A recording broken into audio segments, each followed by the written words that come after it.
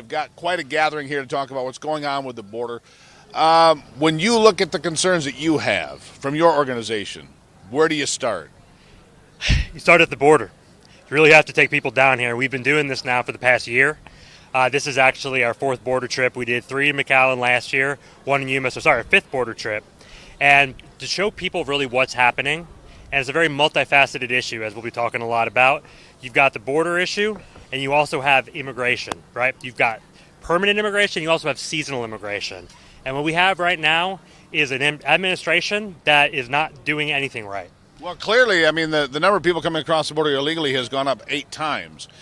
From 2020 until 2023, it's gone up a multiple of 8 times. And so when I hear people say, well, we need immigration reform, for me and for a lot of other people, millions of other people, it's like, wait a second, enforce the laws you were enforcing. That'd be a good start, wouldn't you say? So when Biden took office, right, there's something in effect called Title 42. And that was a little bit difficult because with Title 42, what ended up happening was they wanted to get rid of people quickly because of COVID, because of the pandemic. But they didn't actually end up deporting them. They expelled them. So you ended up starting to get a lot of people that would come in multiple times. You had repeat entries back at like 7%, I think, in 2020, went up to 27%. And that's because there was no consequences attached to it. And that's one of the things that we're seeing at the border right now, is that nobody thinks that there's any consequences. That's because there don't seem to be. From people that are out here watching, there doesn't seem to be any consequences. No, for most people, there are not consequences. They come in, they're released, and what will end up happening is they'll have a court date sometimes 5, 6, 7 years in the future. Average court takes about 5 years, right? But some people don't even have their first hearing for 7 years. I was a lawyer before I came here, and I had one client. She came in 2018. She has still not had her first hearing yet. So what does that do? That's a pull factor, right? You can come here, you can work here for sometimes a decade or more, making way higher wages than you would have back in your home country. So and that's what outrages people. People that come here illegally, go through the process, spend their life savings, some do, 10 years, 15 years. I've heard stories up in Michigan where I am. People go through all of this process and pain financially, emotionally, and then they watch people just come over the border with no consequences, and it's infuriating to them. It's tough. And I'll tell you this, as a lawyer, I know a lot of people that came illegally, tried to come legally, but couldn't do so because it was so hard. And a lot of them actually just wanted to come for a season. That's what people don't realize. Not everybody wants to come here permanently. Some people want to come just to work. And that's why tomorrow we're going to hear from Chalmers Carr. He's an H-2A employer. That is, he employs seasonal agricultural workers from other countries. And Greg Delaney, an H-2B employer, he employs seasonal non-agricultural workers.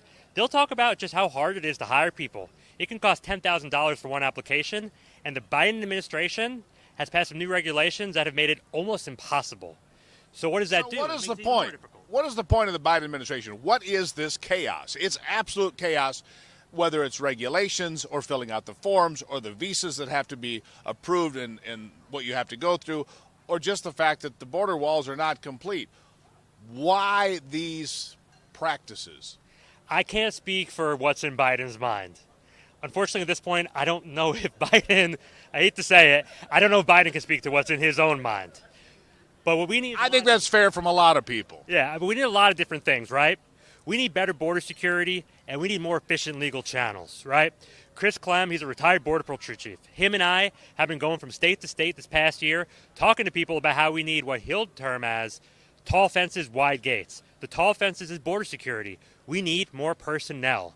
We need better infrastructure. We need roads that actually go along the border. There are sectors along the border that don't even have navigable roads. And we need walls where a wall makes sense. The problem with the wall is that the conversation has been dominated by a false choice. You have some people who will say, oh, the wall across the whole border, no one's going to come. Well, guess what? A wall has never reached out and grabbed anybody. They can't make an apprehension. But on the other hand, people say, oh, well, you can go through or over a wall. A wall is ineffective. Don't build it at all. And that's not the point. The point of a wall is to slow people down. We want a system where we can slow people down so that Border Patrol can come and make an apprehension. Because guess what? If somebody's going to go into a city, they can disappear within seconds. If you've got a wall... Gone forever. Gone forever. As a part of El Paso, you could be gone in 10 seconds. We'll never see you again.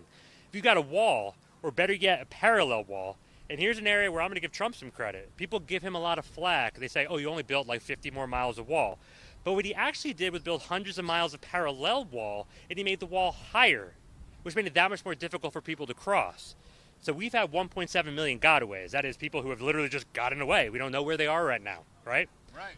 We would probably have had more if we hadn't had some of those walls in certain places, because a wall that slows you down 10, 15 minutes can convert a gotaway into an apprehension.